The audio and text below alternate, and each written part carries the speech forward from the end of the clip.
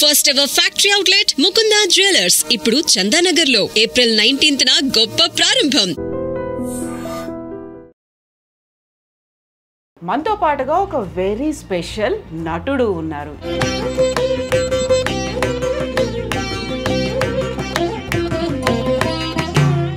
జంధ్యాల గారి సినిమా ఆహనా.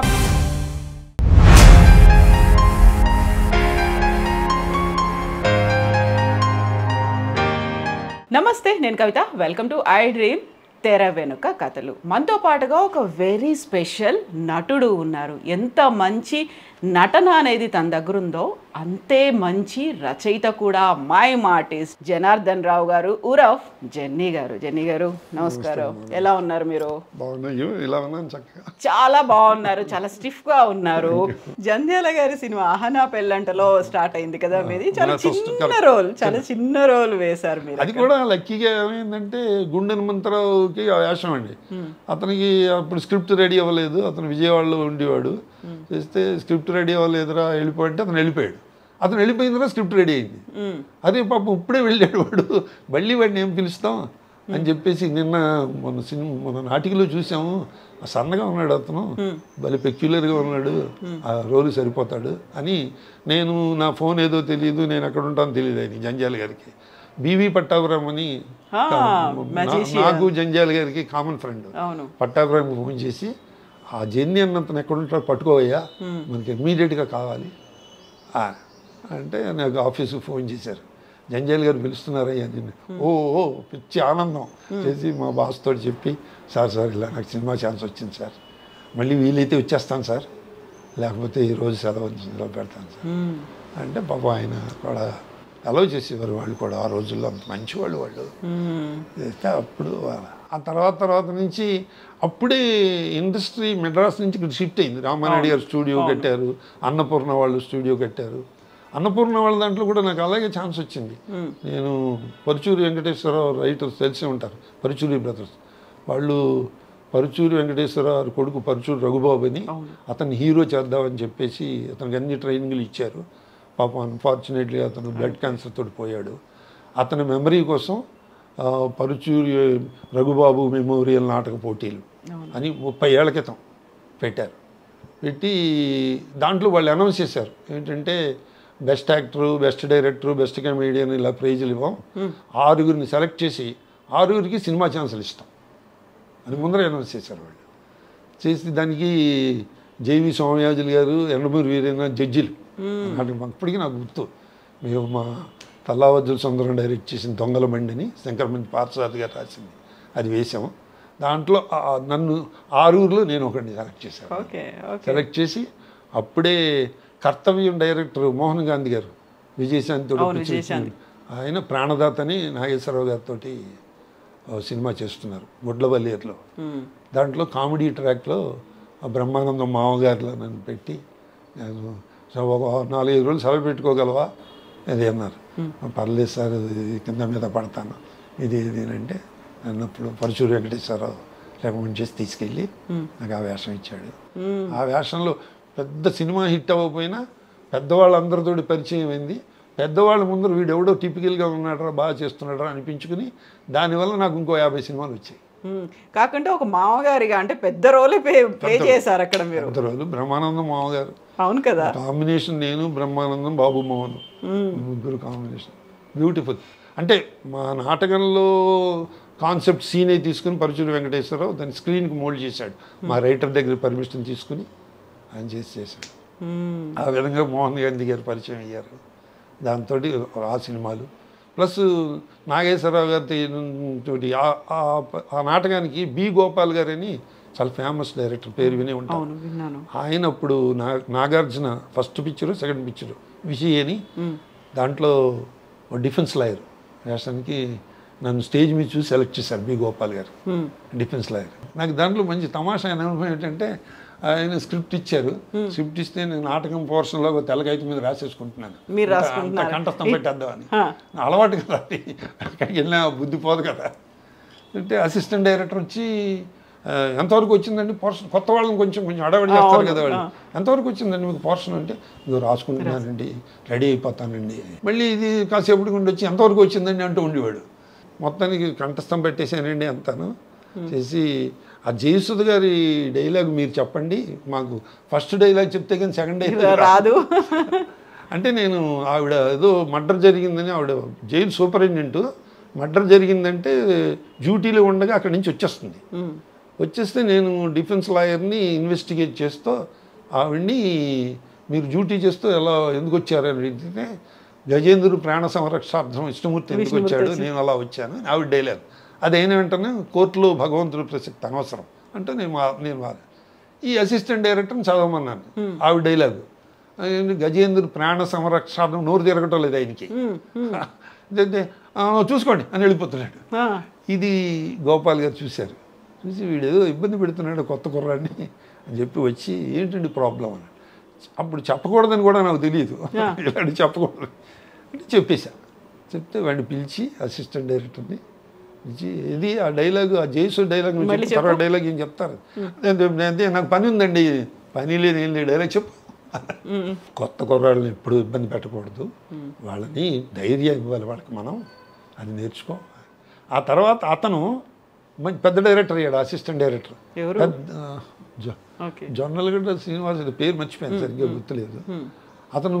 అతను నన్ను 4-5 పిక్చర్లు వేషాలు ఇచ్చి అప్పుడు చెప్తూ ఉండేవాడు అందరికి ఫస్ట్ డైరెక్టర్ చేతి తిట్టించింది ఈయన తిట్టించింది నన్ను అందుకని నేను వేషం ఇస్తున్నాను అనేవాడు. ఈవి సత్యనారాయణ కూడా మా నాటకాలు అలాగే చూసేవాడు. జంజాల్ గారు అసిస్టెంట్ కదా మమ్మల్ని ప్రాక్టికల్గా చూస్తూ ఉండేవాడు. స్టేజ్ మీద చూస్తూ ఉండేవాడు స్క్రీన్ మీద చూస్తూ. ఈవి సత్యనారాయణ పిక్చర్లు అన్నీ వేశాను నేను. అలా అదృష్టం బాగుండేది. వీళ్ళు ఏంటంటే స్టూడియో ఇక్కడ కట్టిన వాళ్ళని లోకల్ టాలెంట్ని ఎంకరేజ్ చేసేవారు. అదే చిన్న చిన్న వేషాలు ఉన్నాయనుకోండి మెడ్రాస్ నుంచి పిలిపిస్తే వాళ్ళకి లాడ్జింగ్ బోర్జింగు వాళ్ళకి ఖర్చులు ఇవన్నీ ఉంటాయి కదా. లోకల్ టాలెంట్ కాబట్టి మాకు నాన్ ట్యాక్సిబుల్ ఇన్కమ్ వాళ్ళు ఏమిస్తే జేబు నాటకాలకి ఖర్చు పెట్టేవాళ్ళు. అందుకని మమ్మల్ని బాగా ఎంకరేజ్ చేసేవారు చాలా టెరిఫిక్గా ఎంకరేజ్ చేసేవారు. మీరు చేసినవన్నీ 1 డే రోల్స్ లేకుంటే అప్పటికప్పుడు అయిపోయేలా ఉండేది. ఒక రోజు చేసేసి ఆ టైంలో నేను వచ్చేస్తాను సార్ ఇప్పుడే వస్తాను బయటికి వెళ్ళొస్తాను. సారి దాసనారాయణరావు గారు సూర్యగాడైన సినిమాలు నేను ఆయనేమో ప్యూను మా క్లబ్ సెక్రటరీ నేను. అయితే ఆ రోజు సాయంత్రం అంతా క్లబ్ యానివర్సరీ అంతా ఉపన్యాసం అంతా నాదే సూర్యగాడి గురించి చెప్తా. సూర్యగాడి సినిమా బాగా హిట్ అయింది. కొడుకు మీద కేసు వేస్తాడు తండ్రి. అంటే నేను ఆఫీస్ నుంచి మూలాలి నుంచి స్కూటర్ వేసుకుని రామానాయుడు గారు 5ంటికి ఆఫీస్ అవుతుందండి. అక్కడి నుంచి 5:45కి వెళ్ళాను. ఏంటి జని ఇప్పుడు వచ్చావు అంత లైటింగ్ హీటింగ్ అంతా అరేంజ్ చేసేసుకున్నాం ఇది అది అంటే 5 నిమిషాల్లో రెడీ అయిపోతానండి నేను. 5 నిమిషాలా టూ మచ్ లేదండి 4:30 నిమిషాల్లో అయిపోతానండి ఈ స్పాంటినిటీ కావాలయ్యా నువ్వేం కంగారు పడకు చాలా టైం ఉంది టిఫిన్ తిని మేకప్ చేయించుకుని ఈ లోపల చాలా షాట్లు ఉన్నాయి నేను కంగారు పడకు పోర్షన్ చూసుకో అంత బాగా ఎంకరేజ్ చేసేవారు అంత సౌహృదయం. ఒకసారి దాసనారాయణ గారు అందరికీ కాళ్ళకి ఆయన పుట్టినరోజు ఆయన బాలకృష్ణ గారు పిక్చర్ ఏదో అంటే కాళ్ళకి దండం పెడుతున్నారు. నేను దండం పెట్టకుండా వెళ్ళిపోయా. ఎలా చూశారు మళ్ళీ వెనక్కి వచ్చి ఎందుకు దండం పెట్టలేదంటే నాకంటే చిన్నవారండి మీరు ఆయుష్ క్షీణం మీకు దండం పెట్టకూడదు నీ దుంపదగా నాకంటే పెద్దవాడు అలా కనిపించట్లేదు ఇవన్నీ చెప్పుకుంటే మధుర స్మృతులమ్మా నిజంగా నిజంగా. ఓసారి బాబు గారి పిక్చర్లో అది మిస్టర్ పెళ్ళం అయితే నేను సేల్స్ బొంబే నుంచి వస్తాను సేల్స్ మీద ఉపన్యాసం హీరోయిన్ గాలి తీసేస్తుంది నాకు. అవును ఆ బోర్డు మీటింగ్ లో మీరు అన్ని మాట్లాడతారు సేల్స్ గురించి. ఆ బోర్డు మీటింగ్లో అంతకు ముందు ఏం జరిగిందంటే మేనేజింగ్ డైరెక్టర్ గారు వచ్చి 6వ సీటు దగ్గర మంచినీళ్ళ గ్లాసు మీద మూతలేదు అని కోపడతాడు ప్యూన్ని పెడతారనమాట. అంటే అన్ని సునిశ్చితంగా అబ్జర్వ్ చేశారు అని చెప్పి ఎస్టాబ్లిష్ చేశారు. చేసేటికి 6వ సీట్ నాదే. ఇదంతా చూసిన తర్వాత వెళ్ళి బాబు గారి దగ్గర ఏంటి అన్నారు. సార్ చిన్న ఆలోచన వచ్చిందండి నాకు అని చెప్పు. ఆ అమ్మాయి నాకు నీళ్లు తాపించింది కదండి నన్ను నా ప్రపోజల్స్ అన్నిటికీ నో చెప్పి నీళ్లు తాపించింది కదా. ఈ 6వ గ్లాస్ మీద మూత లేదని ఆల్రెడీ ఎస్టాబ్లిష్ చేశారు కదా ఈ గ్లాసులో నీళ్ళు గడగడగడ తాగేస్తా సార్ నీళ్లు తాపించిందని సెన్స్ వస్తుంది సార్ అని చెయ్యాలని ఉందండి అన్న. ఇది చొక్కా మీద పోసుకోకుండా వద్దునే మైంలో చేయండి మైంలో నీళ్ళు తాకండి గ్లాస్ పుచ్చుకొని మైంలో చేయండి అలా ఇట్లాగే చేయండి, ఇట్లాగే చేయండి, ఎందుకంటే ఎక్కువ చేయొద్దు, బాగుంది చేయండి. సో సజెషన్స్ కూడా తీసుకునేవాళ్ళు. అంటే రిలవెంట్ అయితే తీసుకుంటారమ్మా, ఏ డైరెక్టర్ అని తీసుకుంటాడు. అవును, ఇర్రెలవెంట్ అయితే వాళ్ళు అంటే డిస్టర్బ్ చేస్తే సీన్ డిస్టర్బ్ చేయడం కానీ, లేకపోతే ఫర్దర్ సీన్ మనకు తెలియదు, అవును, వాళ్ళు డైరెక్టర్ తెలుసు. దీంట్లో ఒక సాధక బాధకాలు కూడా ఉన్నాయి. మొన్న ఒక కొత్త డైరెక్టర్ దగ్గర యాక్ట్ చేస్తుంటే నాకు వచ్చినవేవో ఇంప్రూవైజేషన్ చెప్తుంటే ఈజ్ నాట్ యాక్సెప్టింగ్. చేస్తే లంచ్ వరకు చూశాను, కొన్ని మంచివి పడతాయి, కొన్ని సరైన పడవు. మంచిగానే యాక్సెప్ట్ చేయాలి కదా.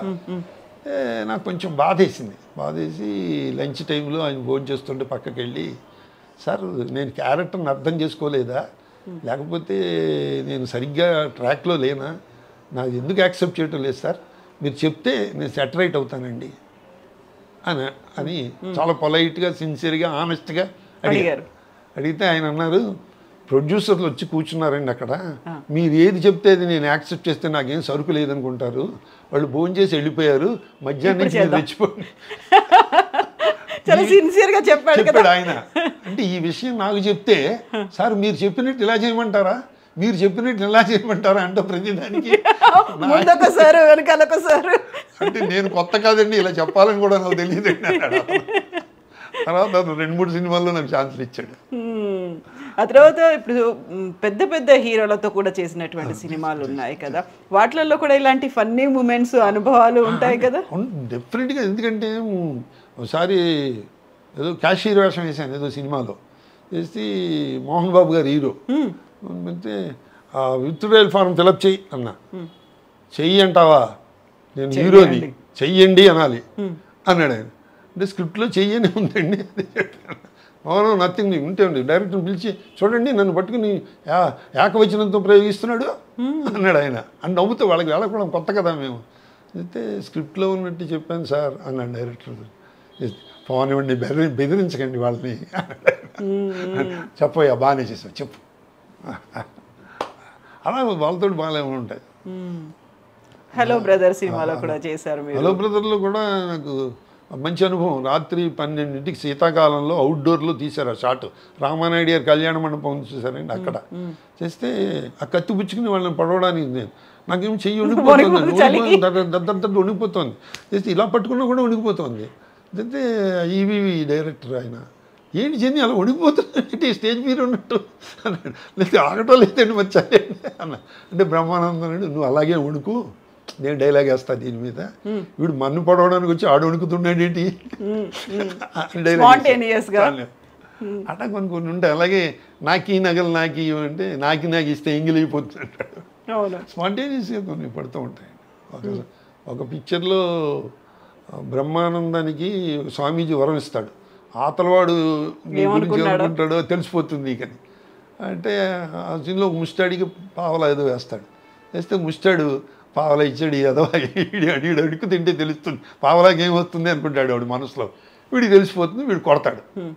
అయితే నేను ఆ దారిని పోయే పెద్ద మనిషిని. అయితే ఎందుకంటే ముస్టాడిని పట్టు కొడతాం, ఏదండి మీకు తెలియదండి, మీరు అనవసర విషయాలు ఇంటర్ఫేర్ అవ్వకండి నన్ను ఇలా అన్నాడంటే నేనేం అనలేదు బాబాయ్ అంటాడు ముస్టాడు. ఆ సీను ఉంది, అయిపోయిన తర్వాత కృష్ణారెడ్డి గారు, జని గారు అయిపోయిందండి, మీరు ఆఫీస్కి వెళ్ళాలనుకుంటే వెళ్ళిపోండి అన్నాడు. అంటే లేదు వాళ్ళు సెలవు పెట్టారండి, వెళ్ళక్కర్లేదండి. నెక్స్ట్ సీన్ అతనికి పక్కనే బస్ స్టాప్లో బ్రహ్మానందానికి. ఆ బస్ స్టాప్లో ఏంటంటే ఒక అమ్మాయి ఇతను చూసి కిరసనాల డబ్బాకి చెవులు పెట్టినట్టున్నాడు వీడు అప్పుడు అనుకుంటుంది మనసులో. వీడికి తెలుస్తుంది కదా, ఆ అమ్మాయితో గొడవ పడతాడు. నేనేంటి వెళ్ళిపోమన్నారు, ఇంకింటి పెడతాం, బ్రహ్మానందం చేస్తున్నాడు కదా అని అక్కడికి వెళ్ళాను నేను. అంటే బ్రహ్మానందం అన్నాడు, నేను ఎక్కడికి వెళ్తే అక్కడికి వస్తావా అన్నాడు. అంటే నువ్వు ఎక్కడికి వెళ్తే అక్కడ గొడవ పడతావా అన్నాను నేను.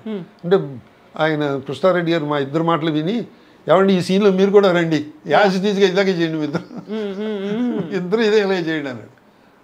అట్లా కొన్ని భలే ఉంటాయమ్మా, గుర్తు సింక్ అవుతూ ఉంటాయి.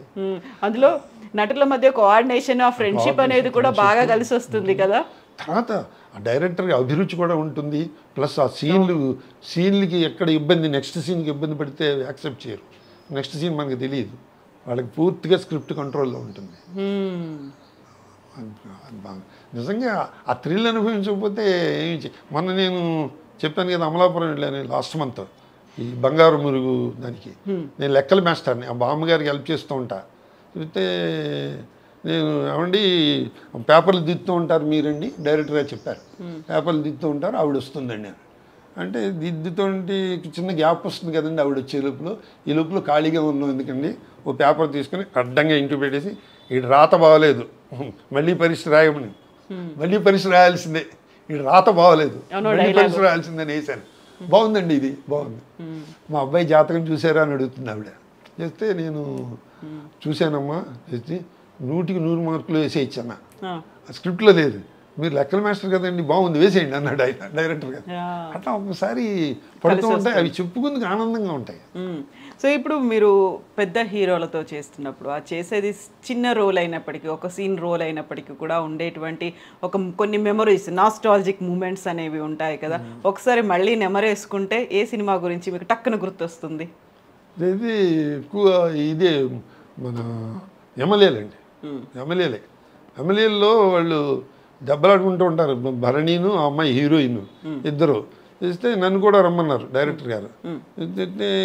సార్ నా చేతిలో గద పెట్టారు. గద పెడితే సార్ నేను ఓ పని చేస్తాను సార్ అన్న. ఏమిటన్నా అంటే గదని ఇలా కృష్ణుడిలో పెట్టుకుంటాను సార్ అన్నాడు. ఈడెవడో అంటాడు కృష్ణమూర్తి అంట. అంటే బాగుందండి అలా ఉంచండి. ఆ ప్రొడ్యూసర్ గారు ఇప్పటివరకును కిషోరాటి గారు నన్ను గోపాలకృష్ణ గారు ఎలా ఉన్నారు, కృష్ణమూర్తి ఎలా ఉన్నాడని పలకరిస్తారు నన్ను. ఆయనకి అంత బాగా ఎక్కేసింది. అలాగే ఆ రౌడీలతో పాటు రమ్మన్నారు నన్ను. నేను ఎడిటర్ని కదా, నాకు ఒక ప్యాంటు చొక్కా వేసి రౌడీలతో పాటు రమ్మన్నారు డైరెక్టర్ గారు. సార్ నాకు రౌడీలతో రావడం ఇష్టం లేదు కదా, నేను అందు గురించి నేను సెపరేట్గా వస్తానండి, వాళ్ళతో వస్తే కలిసిపోయినట్టు అవుతుంది, సెపరేట్గా వస్తే ఎస్టాబ్లిష్ అవుతాను కదా, అందుకని ఏడుస్తూ వస్తానండి, ఏడు మొహం పెట్టుకుని వస్తాను. నెక్స్ట్ డైలాగ్ ఉంది కదండి, హాయిగా ఫ్యాన్ కింద కూర్చొని రాసుకునేవాడిని, ఈ ప్యాంట్ ఏమిటో, ఈ షర్ట్ ఏంటో, ఈ రోడ్ల మీద తిరగడం ఏంటో అది డైలాగ్ ఉంది కదా సార్, అందుకని సెపరేట్గా వస్తానండి, అప్పుడు ఎస్టాబ్లిష్. బాగుందండి, ఆలోచన బాగుంది, వాళ్ళతో రావడం నాకు ఇష్టం లేదు కదా. అలాంటి కొన్ని స్పాంటేనియస్గా కొంచెం మంచి భలే ఉంటాయి, ఆ థ్రిల్ ఉంటుంది. ఒకవైపు నాగార్జున గారితో చేశారు, మరోవైపు అల్లు అర్జున్తో చేశారు. నాగార్జున గారితో అండి ఆయన సీరియల్ చేశారు, ఏదో ప్రేమ అనుకుంటాను. వాళ్ళు హాస్పిటల్ సెట్ వేశారు అన్నపూర్ణ స్టూడియోలో. అయితే నేను హీరోయిన్ ఫాదర్ని అండి, చిన్నప్పుడే మదర్ పోతుంది. ఫస్ట్ డేనే అమ్మాయి ఎంబీబీఎస్ చదువుతూ ఉంటుంది అన్నమాట హీరోయిన్. అయితే ఫస్ట్ డేనే నేను అమ్మాయికి తాలింపు పెట్టి ఎంత చేసి వంట చేసి బాక్స్ సర్దిస్తానమాట, తల్లి లేని పిల్ల కదా. ఆ అమ్మాయి ఎవరో డైరెక్టర్ అమ్మాయి పేరు మర్చిపోయాను, రాఘవేంద్ర గారి దగ్గర అసిస్టెంట్గా చేసేది అమ్మాయి, ముస్లిం గర్ల్ ఏదో అమ్మాయి పేరు మర్చిపోయాను. జెన్ని గారు దగ్గండి అంది. దగ్గండి అంటే నేను దగ్గరండి అన్న. ఏమన్నా దగ్గితే ఫోటో పెట్టి దండేసేస్తారండి ఫస్ట్ సీన్లో. ఆ దగ్గు కాదండి, మీరు 100 ఎపిసోడ్లు ఉంటారండి, మీరు కూతురికి ఆ తాలింపు పెట్టింది అది పెట్టి అంతా చేసి బాక్స్ సర్దిస్తున్నారు, తాలింపు దగ్గి, పోపు దగ్గి, జబ్బుతో వచ్చిన దగ్గు కాదు. అలా అయితే దగ్గుతానమ్మా, ఎంతసేపు నేను దగ్గుతాను. అయితే దానికి నేను రోజు స్టూడియోలో వెళ్తుంటే ఆయన నాగార్జున గారు పిలిచారు, ఇలా రండి, నా పేరు కూడా తెలియదు అని పిలిచారు. అంటే ఎవరో పక్కన ఉన్నాడు, జెన్నీ అండి ఆర్టిస్ట్. అయితే నేను చూసాం, బాగుందండి, కీప్ ఇట్ అప్ అలా ఒళ్ళు ఉప్పొంగిపోయింది నాకు. తర్వాత ఆయనతో ఏదో సినిమా చేస్తూ నేను నా అసిస్టెంట్ లేడు, నా దగ్గర అద్దం లేదు. అయితే నాగార్జున గారి అసిస్టెంట్ని బాబు ఒకసారి అద్దం ఇయ్యన్న. అలా అడగకూడదు హీరో, నాకు అది తెలియకూడదు. ఆయన ఇచ్చారు, అద్దం అసిస్టెంట్ ఇచ్చాడు. ఇలా చూడండి సార్, మీ అద్దంలో చూసుంటే నేను కూడా అందంగా ఉన్నానండి అన్న. అంటే ఆయన నవ్వి కుర్రవాదవాళ్ళు వీళ్ళకి మాట్లాడడం తెలియదు. ఇప్పుడు మొన్న ఏదో యాడ్ చేసామండి, గోల్డ్ స్పాట్ ఏదో యాడ్ చేసినప్పుడు సార్ సోన్ సో అండి గుర్తున్నారండి, నా అద్దం పుచ్చుకున్నారు కదా మీరు, అద్దం సీన్ కూడా గుర్తుంది. అయితే అలా కొన్ని మంచి మృదుస్మృతులు ఉంటాయి. సన్ ఆఫ్ సత్యమూర్తి సినిమాలో అల్లు అర్జున్తో కలిసి చేశారు మీరు. బ్యూటిఫుల్ సీన్ అండి అది. త్రివిక్రమ్తో ఫస్ట్ పిక్చర్ అనమాట. నేను ఆయన రాగానే లేచి నుంచున్నానండి, లేచి నుంచుని సార్ నా పేరు జెన్నీ అండి, స్టేజ్ ఆర్టిస్ట్ అండి అని నా చెప్పుకోబోతున్న బయోడేటా అన్నీ తెలిసే మీకు వేషం ఇచ్చాం, మీరేం చెప్పక్కర్లేదు కూర్చోండి అని మీకు మీకు కథ చెప్పారా, సీన్ చెప్పారా అన్నాడు. అసిస్టెంట్ డైరెక్టర్ నా సీన్ ఒక్కటే చెప్పాడు, కథ నాకు తెలియదు. కథ ఎందుకు చెప్తారు వాళ్ళు, చెప్పరు కదా. అయితే చెప్పలేదండి అంటే అసిస్టెంట్ కోపడతాడు అని భయం. అప్పుడు కొంచెం అనుభవం వచ్చింది. అంటే ఇలా ఆవు తోకతోటి ఊపినట్టుగా ఊపేశారు తలంతా, తలతోటి అబద్ధం అంటే తోకతోటి నిజం చెప్పిందని. ఎందుకంటే తోక ముట్టుకుంటే పుణ్యం అంటారు. అలాగా ఆయనకు అర్థమైపోయింది. చేసి ఆయన సీన్ మొత్తం చెప్పి అంటే సింపుల్గా చెప్పి, అతనికి గొప్ప ఆస్తిపరుడు అండి, ఆస్తి పోగొట్టుకుంటాడు, ఇట్లా అద్దెకి వస్తాడు మీ ఇంట్లో, మీరు వ్యంగ్యంగా మాట్లాడతారు, మీరు విలన్ కాదు, వాడి కోపం వచ్చేలా మాట్లాడాలి, చేస్తే లాక్ కొడతాడు లాస్ట్లో. అయితే అప్పుడప్పుడు వస్తూ ఉండండి మాకు సరదాగా ఉంటుందంటాడు. అదండి సీను అని చెప్పి మొత్తం అంతా చెప్పాడు ఆయన. అంటే అలా అని చెప్పి విలన్ అనుకోకండి, హీరోని తిట్టరు, చాలా సెటైర్గా మాట్లాడతారు, వ్యంగ్యంగాను. మీ నాన్న జేబులో రూపాయి ఉంటే 100 రూపాయలే పెట్టేవాడు, అనుభవించారు భాగం. వాడిని కెలుకుతున్నట్టుగా హీరో అర్జున్ అనమాట. ఆ సీన్లో లాస్ట్లో కొడతాడండి. రిహార్సల్లో పర్ఫెక్ట్గానే కొట్టాడు ఆయన. టేకులు వచ్చేటప్పటికి ఆయన వేలు నా గ్లాసుకి తగిలింది, వెళ్ళి కింద పడిపోయి బద్దలైపోయింది, గ్లాసెస్ పగిలిపోయి టేక్ ఓకే అయిపోయింది. చేస్తే ఆయన అల్లు అర్జున్ చేసి సారీ సార్ లేదండి యాక్సిడెంటల్గా అయింది ఇది అది. వాళ్ళ అసిస్టెంట్ పిలిచి నేను కళ్ళజోడు కొనిపెట్టు అంటే వద్దండి నేను తీసుకోవాల్సిందే, పెద్దవారు మీరు, నా చిన్నప్పటి నుంచి చూస్తున్నాను మిమ్మల్ని, ఇది అది అంటే కొట్టినవాడికే వరం ఇచ్చే యోగ్యత కూడా ఉంటుంటండి, మీరు ఒక వరం ఇస్తే మీ డబ్బులతో కొనుక్కుంటాను. ఏం వరము, మీరు వేసే ప్రతి సినిమాలో నాకు చిన్న వేషం ఇవ్వాలండి, దానికి పెద్ద వరం అండి, యూ డిజర్వ్, తప్పకుండానండి, టచ్లో ఉండండి అని చెప్పి వాళ్ళ మేనేజర్ని పంపించి నన్ను కళ్ళజోడు షాప్కి తీసుకెళ్ళి అక్కడ కళ్ళజోడు కొనిపించి ఆ బిల్లు ఆయన తీసుకుని అంత సౌకర్యుడు. ఎక్కడ కనపడినా సరే ఎలా ఉన్నాడు, కళ్ళజోడు బాగుందా అంటూ ఉంటాడు. ఓకే, సో అది సినిమాల్లో మీరు ఆల్మోస్ట్ ఒక 30 ఏళ్ల పాటు నటించారు. ఆ తర్వాత రచయితగా మారారు. ఆ మీలో ఉన్నటువంటి రచయిత ఎప్పుడు ఎలా బయటకు వచ్చాడు? చిన్నప్పుడే దానికి బీజం పడిందండి. అవును, అప్పుడు కథ రాశారు ఫుల్ ఫ్లెడ్జ్డ్గా, కానీ ఇలా బుక్స్ రాసేంతగా. కానీ తర్వాత సినిమాల్లో వీటిల్లో మైమ్ ప్రోగ్రామ్స్, స్టేజ్ ప్రోగ్రాంలు వీటిలో ఇవ్వడంలో రాసేంత టైం ఉండేది కాదు, రాసేంత ఆలోచన ఉండేది కాదు. అంటే కొంచెం పెద్దవాడు అయిన తర్వాత, కొంచెం వేషాలు తగ్గిన తర్వాత, వేషాలు తగ్గుతున్నాయని చెప్పి స్టూడియోల చుట్టూ తిరగలేం కదా, ఫోటోలు తీసుకుని పట్టుకుని వాళ్ళని ఆఫీసుల చుట్టూ తిరిగే వయస్సు కాదు. తిరగలేమంటే అదేదో ఇగో కాదు, ప్రయత్నం చేయకపోతే ఎవరికి రావు, ప్రయత్నం చేయాలి, తప్పులేదు, కానీ తిరిగేంత ఓపిక లేదు అని చెప్పి మరి అలాగా కాలక్షేపం చేయడం ఎలాగా ఆవిడికి కథలు ఇదివరకు రాశాం కదా, కథలు మళ్ళీ రాద్దాం అని చెప్పేసి కథలు రాయడం మొదలెట్టా. కొన్ని తిరిగి వచ్చేసాయి, కొత్తలో తిరిగి వచ్చినవి. మళ్ళీ నాకు వీరేంద్రనాథ్ 40 ఏళ్ళ నుంచి ఫ్రెండ్ అండి, ఎండమూరి వీరేంద్రనాథ్. అతను నాటికలు, అతను కుక్క సినిమా తీశాడు, ఆ కుక్క సినిమాలో కూడా యాక్ట్ చేశాను నేను. అతని దగ్గరికి కొన్ని తీసుకెళ్ళి నేను, గురువు తిరిగి వచ్చేసింది, ఇది ఎందుకు తిరిగి వచ్చింది తెలియట్లేదు, బాగానే రాశాను అంటే ప్రతి రైటరు బాగానే రాశాడు అనుకుంటాడు, అనుకోకపోతే రాయలేడు, చేసి ఇట్లా చేయాలి అట్లా చేయాలి అని అతను కొన్ని చెప్పాడు. తర్వాత కొన్నాళ్ళు పోయిన తర్వాత మళ్ళీ ఒక కథ పట్టుకెడితే ఎప్పుడో ఇంకా నువ్వు రావక్కర్లేదయ్యా నా దగ్గరికి, పంపించేయి. నేను పంపించిన కథలు తిరిగి వచ్చినవి మళ్ళీ కరెక్ట్ చేసి పంపిస్తే ప్రైజులు వచ్చాయి. అప్పుడు నా మీద నాకు కాన్ఫిడెన్స్ వచ్చింది. మా రిలేటివ్ వసుంధర్ గారని చాలా కథలు వస్తారు, ఆయన కూడా పాపం నాకు చాలా హెల్ప్ చేసేవారు. ఆయన చాలా, తర్వాత రాజా రామ్మోహన్ గారు, అతను కూడా చాలా హెల్ప్ చేసేవాడు. ఇవన్నీ చూసేటప్పుడు కాన్ఫిడెన్స్ వచ్చింది. కాన్ఫిడెన్స్ వచ్చి అట్ట రాస్తుంటే 40-50 కథలు అయ్యాయి. 23 కథలకి బహుమతులు వచ్చాయి. పొట్టి శ్రీరాములు యూనివర్సిటీ వాళ్ళు అనౌన్స్ చేశారు, మేము సబ్సిడీ ఇచ్చి మీ బహుమతుల కథలు మేము ప్రింట్ చేస్తాం. అది బహుమతి కథలు వాళ్ళే, పొట్టి శ్రీరాములు యూనివర్సిటీ వాళ్ళే బహుమతి. ఇది బాగా క్లిక్ అయింది, ఇది మార్కెట్లో బాగా వెళ్ళేటప్పటికి విజయవాడ పబ్లిషర్స్ వాళ్ళకి నాకు రాయల్టీ ఇచ్చి ఆ రెండో పుస్తకం ఇంకో 23 కథలు వాళ్ళు ప్రింట్ చేశారు. సో ఇప్పటికి కూడా అది కంటిన్యూ అవుతోంది. బుక్సే కాదు, ఇప్పుడు మ్యాగజైన్లు, స్వాతి మ్యాగజైన్ లో కూడా వస్తున్నాయి కదా. రెగ్యులర్గా రాస్తుంటాను. అది రాయడం వల్ల థ్రిల్ అనుభవిస్తున్నాను మా. ఎందుకంటే టైం వేస్ట్ చేయడం లేదు అన్న ఫీలింగ్ ఒకటి, ప్లస్ నాకు వచ్చిన భావాలన్నీ నేను బాబు గారికి విశ్వనాథ్ గారికి వెళ్ళి చెప్పలేం కదా. నా భావాలన్నీ కాగితం మీద పెట్టుకుందుకు నాకు మంచి మీడియా ఇది, అందుకని చెప్పి రాయడం. ప్లస్ ఇంకోటి ఏంటంటే ఒక కథ చదువుతున్నాం అనుకోండి, ఈ కథని ఎలా తిప్పితే భలే ఉంటుంది అనిపిస్తుంటుంది. లేకపోతే ఆ కథ క్లైమాక్స్ తోటి వదిలేసాడు అనుకోండి, ఈ క్లైమాక్స్ దగ్గర నుంచి టేకప్ చేసి కథ రాయొచ్చు అని రకరకాల భావాలు వస్తూ ఉంటాయి. దీనివల్ల ఏంటంటే కాలం సద్వినియోగం అవుతుంది.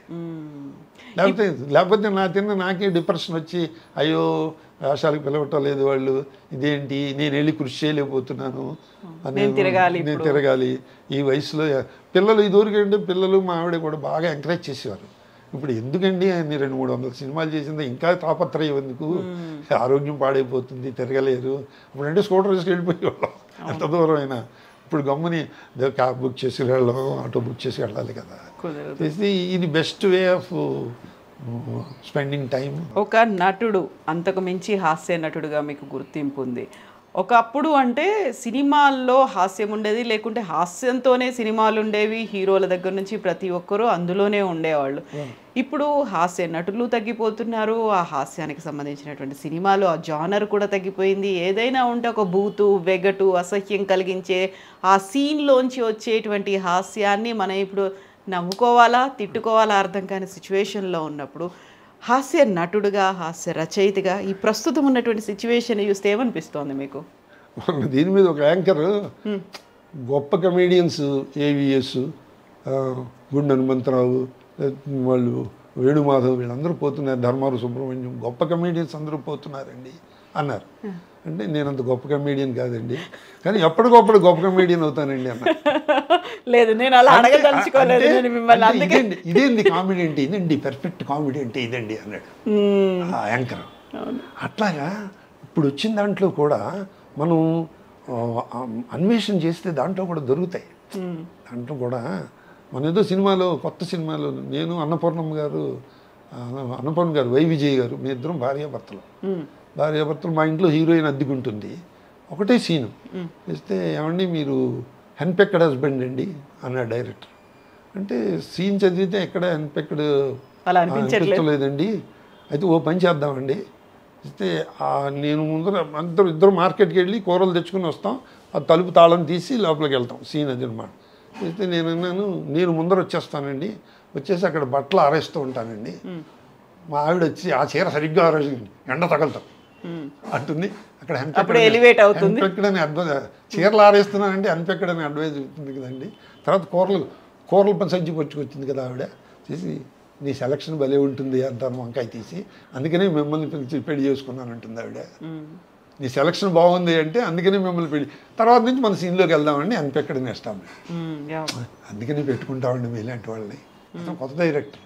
ఇప్పుడు బాపు గారికి విశ్వనాథ్ గారికి మనం ఏం పెద్ద సైజ్ చేయక్కర్లేదు. విశ్వనాథ్ గారికి కూడా ఒకసారి, నాకు ముగ్గురు కొడుకులకి బట్టతలే, వైజాగ్ ప్రసాద్, గుండు సుదర్శనం, అతను అశోక్ కుమార్, పోతన, ముగ్గురు నా కొడుకులు. నా మనవలు కూడా బట్టతలే. అది ట్రాక్, కామెడీ ట్రాక్. ఆయన విశ్వనాథ్ గారు కర్ర పుచ్చుకుని నేను ఇలా నడిచి, జని ఇక్కడి నుంచి అక్కడి వరకు వచ్చే లోపల నువ్వు ఇలా నడవాలి అని చెప్పి 4-5 సార్లు రిహార్సల్, ఇక్కడ కోయంబత్తూరులోనే, ఇక్కడ త్రివేంద్రంలో షూటింగ్ 4-5 సార్లు నడిచి టేకా అన్నారు ఆయన. సార్ రిహార్సల్ చేసింది మీరు, నేను కేవలం చూసాను. అవునా, మర్చిపోయాను నేను రిహార్సల్ చేయి. అలాంటి కూడా కొన్ని వలే, అంటే సిచ్యువేషన్ బట్టి కూడా వస్తూ ఉంటాయి. హాస్యం లేదని అనుకోకూడదు, ఎందుకంటే హాస్య రచయితలు అందరూ గొప్ప దర్శకులు అయ్యారు, హాస్య రచయితలు తక్కువైపోతున్నారు. వాళ్ళు ఉన్న దాంట్లోనే హాస్యాన్ని, వాళ్ళకి ఉన్న పరిధిలోనే.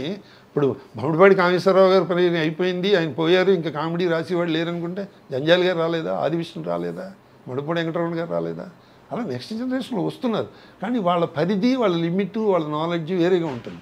వాళ్ళకి ఇప్పుడున్న మోడర్న్ టెక్నాలజీ, ఇప్పుడు వాట్సాప్ల మీద జోకులు, సెల్ ఫోన్ మీద జోకులు, వీటిలో వస్తుంటాయి, వాతావరణానికి తగ్గట్టుగా వస్తూ ఉంటాయి.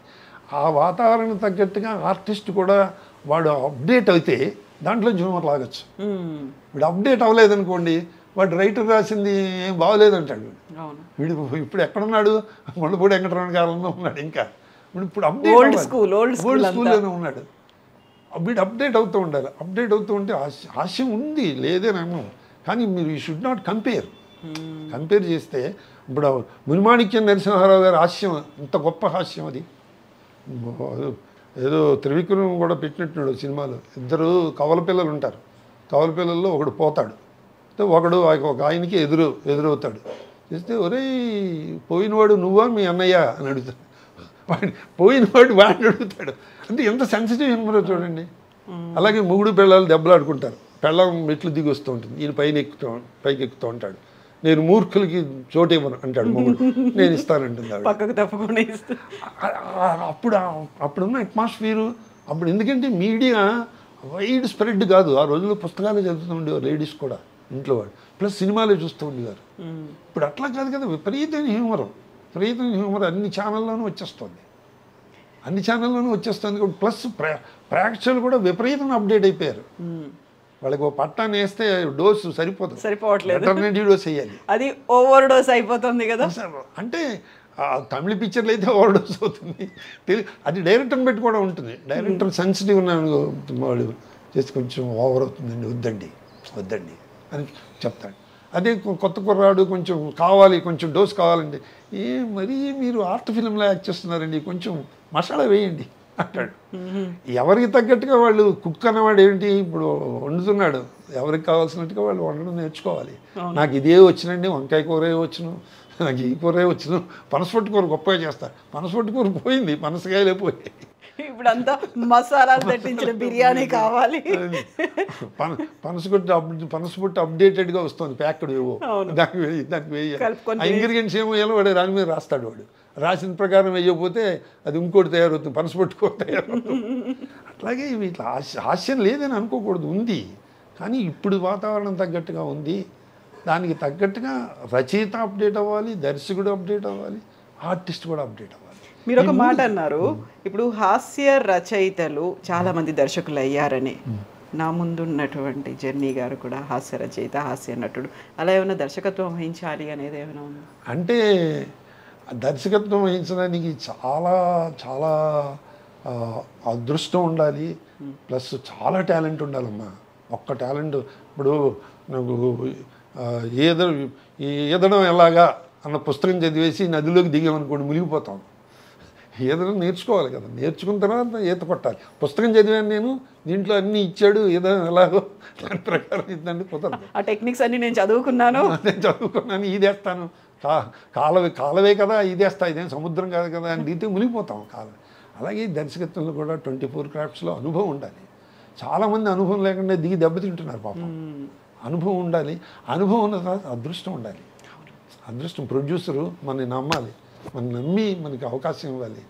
అవకాశం గురించి తాపత్రయపడే వయస్సు కాదు, దానికి ఎంతో కృషి కావాలి, ఫిజికల్ ఫిట్నెస్ కావాలి, స్టామినా కావాలి. ఆర్టిస్టుల కంటే ఎక్కువ కష్టపడాలి డైరెక్టర్.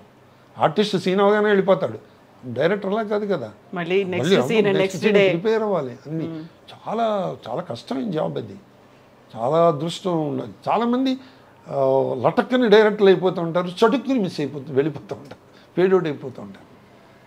పునాది దిట్టంగా ఉన్నవాళ్ళు నిలబడుతూ ఉంటారు, అదృష్టం కూడా దిట్టంగా ఉన్నవాళ్ళు నిలబడతారు. మనం ఒకసారి ఎప్పుడో డిస్కషన్లో షూటింగ్లోకి వచ్చింది, డాక్టర్ రాజశేఖర్ హీరో, అతను భరణి నేను మేము అందరం కూర్చొని కబుర్లు చెప్పుకుంటుంటే, టాలెంట్ ఉండాలండి అదృష్టం ఉండాలా ఆర్టిస్ట్ అన్న డిస్కషన్ వచ్చింది. ఒక్కొక్కడు అన్ని అభిప్రాయాలు చెప్పారు. నన్ను అడిగారు, నేను అడిగితే టాలెంట్ ఉంటే అదృష్టం అది వస్తుందండి, అదృష్టం ఉంటే టాలెంట్ కూడా వస్తుందండి. వస్తుందా? ఇటు వచ్చి కృషి చేయాలి అంతే, మధ్యలో అది కూడా కావాలండి, అది ఉండాలండి. ఆ అదృష్టానికి కృషి అక్కర్లేదండి, భగవంతుడు అనుగ్రహం ఉంటే చాలు, కానీ టాలెంట్ కృషి ఉండాలండి. ఇలాంటి జరుగుతూ ఉంటాయి తమాషాగా అంతే. అది డైరెక్ట్ చేయడం చాలా కష్టం అమ్మా, చాలా కష్టం. ప్లస్ అది ఏంటంటే కోట్లతోటి వ్యాపారం, రిస్క్ తీసుకుని చేయరు కదా ఎవరు. మొన్న ఒక డైరెక్టరు, మలయాళీ డైరెక్టర్, ఆయన ఈ అమ్మాయి కీర్తి సురేష్ దాంట్లో వాళ్ళకి 70 ఏళ్ళ వాడు కావాలి. చేస్తే నన్ను అసిస్టెంట్ డైరెక్టర్ కొంచెం తెలిసిన వాళ్ళు కూడా నన్ను తీసుకెళ్ళాడు. చేస్తే ఆయన నన్ను అడిగారు, యు ఆర్ 80 years అంటున్నారు, can you do this role అని చెప్పి ఆ రోల్ గురించి చెప్పారు. ఎందుకంటే ఆ అమ్మాయి కీర్తి సురేష్ నాన్నగారి దగ్గర పనిచేసిన అకౌంటెంట్ నేను. ఓకే. వాళ్ళ నాన్నగారు చచ్చిపోతారు. చచ్చిపోయిన తర్వాత ఆ ఊరు ప్రెసిడెంట్ ఈ అమ్మాయి అవుతుంది. నమ్మకం కొద్దీ వాళ్ళ నాన్నగారి దగ్గర పనిచేసిన వాడిని నన్ను పెట్టుకుంటారనమాట. అది అక్కడ సీన్ అనమాట. అంటే మీరు 20 రోజులు వర్క్ చేయాలండి, మీరు కెన్ యూ వర్క్ అని అడిగాడు. అంటే 2 విషయాలే నేను వర్క్ చేయలేనండి, సిన్సియర్గా చెప్తున్నాను. ఏంటి అన్నారు, హీరోయిన్ తోటి డ్యాన్స్ చేయలేనండి, విలన్ తోటి ఫైట్ చేయలేను, ఈ 2 చేయలేను సార్, మిగతాది ఏదైనా పక్క నవ్వేశాడు. You're a comedian, that's why you're answering. No not like that, what I mean to say, మీరు మధ్యలో 10 రోజులు వర్క్ చేసి ఆరోగ్యం బాగోలేదు నేను చేయను అనుకుంటే ఈ 10 రోజులు చేసిందంతా మళ్ళీ రీషూట్ చేయాలి కదా, అగ్రిమెంట్ సైన్ ఉంటుంది, పెనాల్టీ క్లాజ్ ఉంటుంది. నాకు ఇచ్చే రెమ్యూనరేషనే కాదు, అంతవరకు ఖర్చు పెట్టిన కోట్ల రూపాయలు పెనాల్టీ వేస్తారు. అగ్రిమెంట్ అంటే అలా ఉంటుంది. అందుకని చెప్తున్నాను నేను, కెన్ యువర్ హెల్త్ పర్మిట్ అన్నాడు. అంటే ఈ depend upon the facilities what ever మీకు చక్కగా ఇంటికి కారు పంపిస్తాం, అన్ని ఫెసిలిటీస్ బాగా. అయితే 20 రోజులు ఏంటంటే 30 రోజులు వేసుకోండి అన్న. ఇప్పుడు ఉద్యోగం అనేటువంటి పరిమితి లేదు కదా, ఫ్రీ బర్డ్. అవును కదా. అంటే ఇప్పుడు వచ్చిన న్యూసెన్స్ ఏమిటంటే ఇంకా ఎందుకు పెడతారు, ఆరోగ్యం పాడైపోతుందని డిస్కరేజ్ చేస్తున్నారు పిల్లలు పెళ్ళం. అదొక్కటే అయినా కానీ ఏదో ఒకటి చెప్పి వెళ్తారు కదా. పాపం వాళ్ళకి నిజం చెప్పేస్తానండి. ఏదో ఒకటి కాదైతే ఏదో ఒకటి చెప్తే మళ్ళీ అది గుర్తుపెట్టుకోవాలి, దాని కనెక్షన్ మళ్ళీ పెట్టుకోవాలి, ఇంకో 10 అబద్ధాలు రాసి నోట్ చేసుకొని ఎక్కడ పెట్టుకోవాలి. ఎందుకు వచ్చిన కూడా నిజమే ఎప్పుడు. అంటే వాళ్ళు పాపం వాళ్ళు నా హెల్త్ గురించి అంటే వాళ్ళు పర్మిట్ చేయదు, హెల్త్ పాడైపోతుంది అంటే ప్రొడ్యూసర్ ఇచ్చిన చెక్ తీసుకెళ్ళి డాక్టర్కి ఇవ్వాలి. ఎందుకంత అవస్థపడ్డాం, అంత కష్టపడ్డాం ఎందుకు. నిజమే కదా, వాళ్ళ పాయింట్ ఆఫ్ వ్యూ వాళ్ళు they are correct. So true. అందుకని చెప్పానుగా, ఫైట్లు చేయలేడు, డ్యాన్స్ చేయలేడు. ఇంటర్వ్యూలో లేదు నా, ఎందుకంటే మమ్మల్ని అడిగేవాళ్ళు ఎవరు అడుగుతారు, మీరు తప్ప. ఆ విషయాలన్నీ పిల్లలకి తెలుసు, భార్యకి తెలుసు. 50 ఏళ్ళ నుంచి 60 ఏళ్ళ నుంచి వాళ్ళకి తెలుసు స్టోరీ అంతా. వాళ్ళు మళ్ళీ ఎందుకు అడుగుతారు, అబ్బా ఎవరు చెప్పారండి అంటారు. చాదస్తాం మీరు అనేది వస్తుంది ఒకవేళ చెప్పినా. చెప్పినవే చెప్తారు. బట్ మాకు చాలా కొత్త విషయాలు చెప్పారు అనుకుంటున్నాను. కాకపోతే కూడా గుర్తు చేసుకున్నాను చాలా బాగా. పోలా ప్రగడ జనార్దన్ రావు గారు జెన్నీ ఎలా అయ్యారు? ఒక్క విషయం అవడానికి ఏముంది, ఏదో గొంగళిపూర్ సీతాకోక చిలికి అవడమా, అదేం లేదు. చిన్నప్పటి నుంచి బుజ్జి, చిన్న, కర్ణ అని ముద్దు పేర్లు పెట్టి పిలుస్తారు కదా. మా అమ్మలా మా స్నేహితులు, మా అమ్మ, మా ఊళ్ళో వాళ్ళందరూ జెన్ని బాబు, జెన్ని అంటూ ఉండేవారు. నేను మైమ్ చేస్తున్నప్పుడు పోలా ప్రగడ జనార్దన్ రావు అని బ్యానర్ రాస్తే లెంగ్త్ ఎక్కువైపోయింది, ఆ పక్క ఫ్లాట్లోకి వెళ్ళిపోయేది ఆ బ్యానర్. అందుకని జెన్నీస్ మైమ్ షో అని పెట్టి ఇది బాగుందిరా అది. తర్వాత సినిమా ఫీల్డ్లో కూడా క్యాచీగా ఉంటుంది కదా, గుర్తుపెట్టుకుంటుంది. కొంతమంది చాలామంది అడుగుతూ ఉంటారు నన్ను, మీరు క్రిస్టియనా అండి. ఎందుకంటే నేను క్రిస్టియన్ ఫాదర్ వేషాలు చాలా వాటిలో వేసా. 20-30 సినిమాల్లో క్రిస్టియన్ ఫాదర్ వేసా. అంటే నేను వాళ్ళని వచ్చుకుంటారని చెప్పేసి అంటే తలకాయ ఇలా ఆవులాగా ఇలా ఏ చర్చికి వెళ్తారండి మీరు అని అడుగుతారు. మళ్ళీ మీరే చర్చికి వెళ్తారండి, నేను మెట్టుగడ్డ చర్చికి వెళ్తామండి అంటారు వాళ్ళు. నేను చిక్కడపల్లి చర్చికి వెళ్తానండి. అందుకని మనం కలవలేదండి, మళ్ళీ కలవలేదంటాడేమో, చర్చికి తీసుకెళ్తాడు. మొన్న ఒక ఆయన నన్ను గెస్ట్గా తీసుకెళ్ళాడు ఒక చర్చి ఫంక్షన్కి. వాళ్ళు పల్లెటూరు. సార్ సినిమా యాక్టర్ అంటే వాళ్ళకి సరదాగా ఉంటుందండి, మీరు బైబిల్ గురించి ఏదైనా చెప్పండి. నాకేం తెలియదండి బాబు, నేనేం చెప్తానండి, ఏదో జోకులు చెప్పమంటే చెప్తాను, ఇది ఏదేను అని చెప్తే, మీరేం చెప్పినా హ్యూమర్ వస్తుందండి, పల్లెటూరు వాళ్ళు కదా పాపం వాళ్ళు అంటే. అప్పుడు నేను రెగ్యులర్గా భగవద్గీత చదువుతూ ఉంటాను. భగవద్గీతలో భాగవతం, భగవద్గీత అవి చదువుతూ ఉంటాను. కృష్ణుడికి జరిగిన అన్యాయమే అక్కడ యేసుకు కూడా జరిగింది. కృష్ణుడు బాల్యంలో కంసుడు అనేక మంది రాక్షసులను పంపించి ఆ ఏజ్ గ్రూప్ గల పిల్లల్ని 10వ నెల 11వ నెల పిల్లల్ని అందరినీ చంపించేశాడు, 200-300 మంది పిల్లల్ని. అంటే కృష్ణుడు అక్కడ ఉన్నాడని చెప్పి, గోకులంలో ఉన్నాడని చెప్పి చంటి పిల్లలందరినీ చంపించేశాడు సైతాన్ చేత. అట్లా అలాగే యేసుక్రీస్తుని కూడా పుట్టాడని చెప్పేసి సైతాన్ చేత ఇక్కడ అందరినీ చంపించేశాడు. యేసుక్రీస్తు భగవంతుడు కృష్ణుడు ఒకటే అని చెప్పారు. భగవద్గీత వేరు కాదు, బైబిల్ వేరు కాదు, అన్నీ ఒకటే, అన్నిట్లో సిద్ధాంతం ఒకటే, దేవుడు ఒకడే అని చెప్పి అట్లా చెప్పి సంభవం అది మేనేజ్. తర్వాత నెక్స్ట్ టైం నుంచి పిలవకండి నన్ను, నా దగ్గర స్టాక్ లేదు ఇంకా.